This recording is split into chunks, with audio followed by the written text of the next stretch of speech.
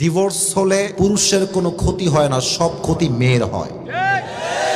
ফাতেমা রাদিয়াল্লাহু তাআলা আনহার জীবনী থেকে শিক্ষা গ্রহণ করেন। বাসায় অভাব ছিল 3 দিন, ভাত নাই, চাল নাই, ডাল নাই, তবুও ফাতেমা অভিযোগ ছুড়েন নাই, বরং স্বামীর সঙ্গে শুকরিয়ার মাধ্যমে দুনিয়াতে জান্নাতের টিকিটটা কনফার্ম করে ফেলেছেন। সুবহানাল্লাহ। অনেক মেয়েরা স্বামীর সঙ্গে ধোঁকাবাজি করে, বেঈমানি করে, স্বামীর ঘরে এসে পরকিয়া করে বেড়ায়। তোমরা এত আস্তে ঠিক বলো কেন? জোরে বলো, কথা আমার ঠিক আছে কিনা বলো।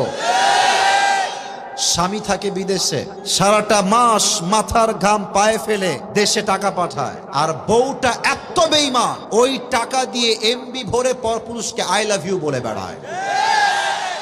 এরকম মেয়ে বাংলাদেশে বলেন তো সবাই আছে না নাই? আমি আমার বোনদেরকে উদ্দেশ্য করে একটা কথা বলতে চাই, বিয়ের পরে আপনার বাপও আপন না, বিয়ের পরে আপনার মাও আপন না, বিয়ের পরে আপনার রক্তের ভাইও আপনার আপন না। বিয়ের পরে একজন মেয়ের জন্য স্বামীর মতো আপন দ্বিতীয় আর কেউ হতে পারে না। আমার বোনেরা অনেক সময় স্বামীকে কি করে জানেন? প্রেশারাইজ করে। আমার আইফোন 13 লাগবে, আমার আইফোন 14 লাগবে, আমি ফরিদপুরের গ্রামে আর থাকবো না, আমাকে শহরে নিয়ে যাও, আমাকে অমুক বাড়িতে রাখো, আমাকে অমুক গাড়ি কিনে দাও। ডিমান্ডের শেষ নাই। আমি সেই মেয়েদেরকে উদ্দেশ্য করে বলবো, ফাতেমা রাদিয়াল্লাহু তাআলা আনহার জীবনী থেকে শিক্ষা গ্রহণ করেন। বাসায় অভাব ছিল 3 দিন, ভাত নাই, চাল নাই, ডাল নাই, তবুও ফাতেমা অভিযোগ ছুড়েন নাই, বরং স্বামীর সঙ্গে শুকরিয়ার মাধ্যমে দুনিয়াতে জান্নাতের টিকিটটা কনফার্ম করে ফেলেছেন। সুবহানাল্লাহ।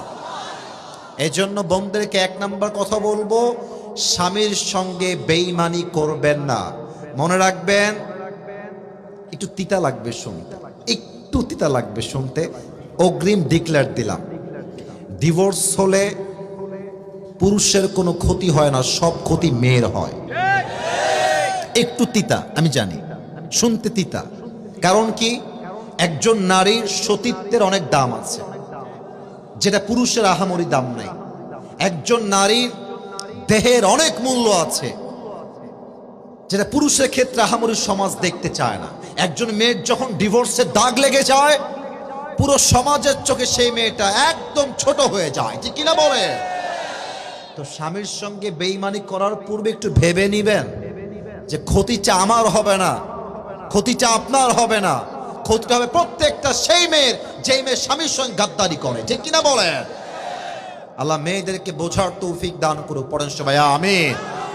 আপনাদের বউ আছে কার কার? একটু হাত তুলেন তো। বউ আছে? বউ বউ বউ